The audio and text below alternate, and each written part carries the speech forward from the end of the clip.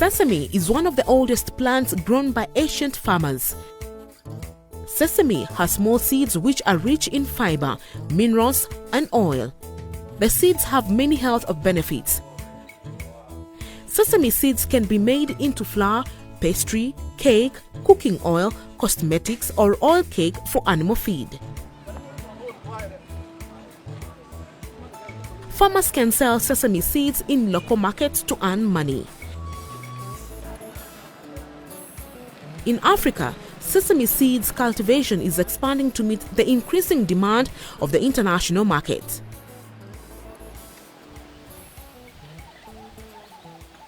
But in general, yields are low because broadcast sowing produces plants that are so close together that they grow poorly. Broadcast sowing also makes it difficult to work in the field.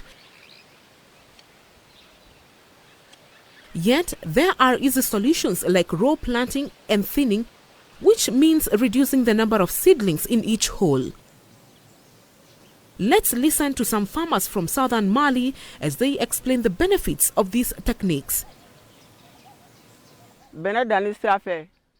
When you sow sesame seeds in a row, you can thin the plants very well. When you thin the plants, the branches will multiply. You can count up to 20 pods on each branch, which is much more than broadcast sowing. When the plants are too close together, they produce only 1 or 2 pods, not many at all. For all these reasons, it's good to plant sesame in rows.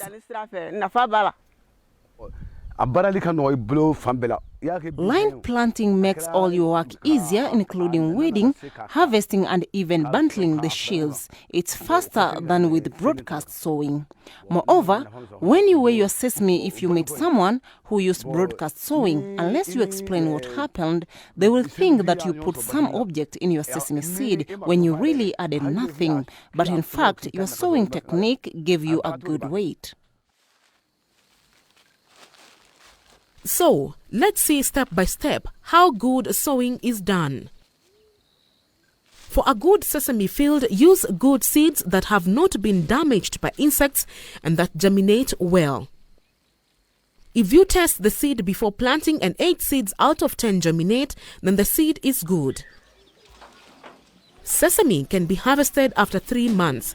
Plant at a time when the crop will not mature during the rainy season. Since sesame seeds are small, it is easier for the seedling to come out of the ground when the soil is not hard or muddy. So, break the clods with a hoe or plow the soil with a plow to make the soil soft. These conditions make the sesame seedlings stronger. When we do not have tools or time to plow a field, we divide into 2. One side is used for row planting and the other one for broadcast sowing. We know that row planting is better, but we divide our fields for lack of tools.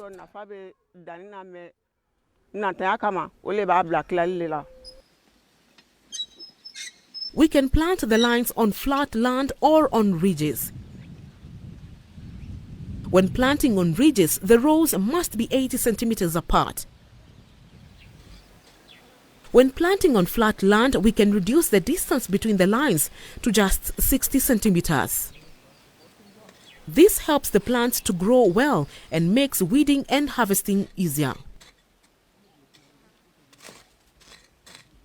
When planting on flat land, you can use a measuring cord. Leave a distance of 20 centimeters between the holes. To save time, you can also use a planter with an 8-hole disc.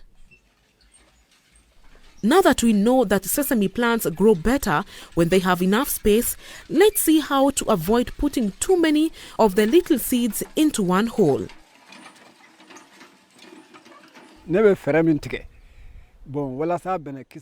To reduce the number of seeds in a hole, I mix 1 measure of sesame seed with 2 measures of sand. Make sure you do not use wet sand. The sand must be dry. When I do not have dry sand, I use bran. I mix 2 measures of millet bran in 1 measure of sesame seed. I put the mixture in a little bowl to plant. This way, when I pinch the seed between my fingers, I pick up fewer seeds each time. It also helps to sow well and to easily and quickly thin the seeds.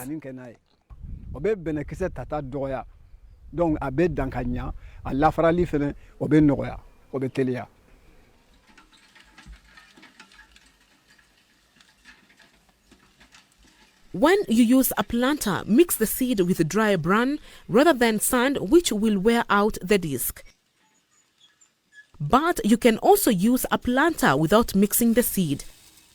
In that case, put a small amount of seed in the hopper to have a good spacing between the pockets. When you have fewer seeds per hole, the plant will have more space to grow. But we can mix sesame seed with any kind of bran. Not all kinds of bran can be used for mixing. Rice bran is too long and does not mix well with sesame seed. We can use dry corn bran, but since corn bran is larger, we break it with our hand. After breaking the corn bran into smaller pieces, we mix it with sesame seed to plant it. But beware, it is not only the number of seeds per hole which affects seedling growth and vigor. Sesame seeds are very small. You need to make shallow holes, put in a few seeds and cover them with some soil. Do not step on the planting hole to damp the soil because the seeds will not be able to germinate. Just cover the seed with some soil. The seeds will germinate more easily and seedlings will grow quickly.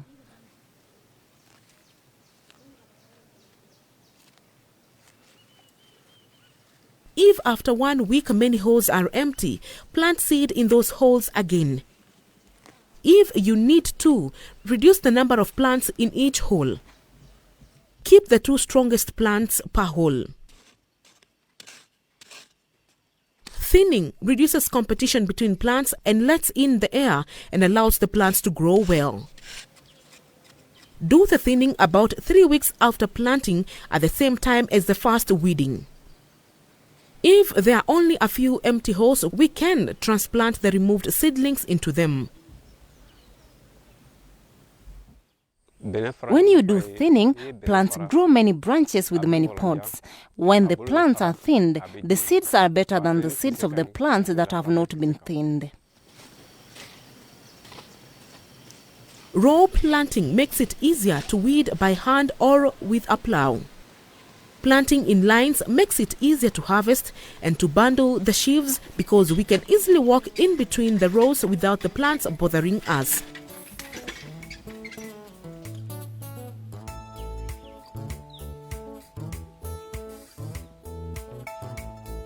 Let's summarize what we have learned.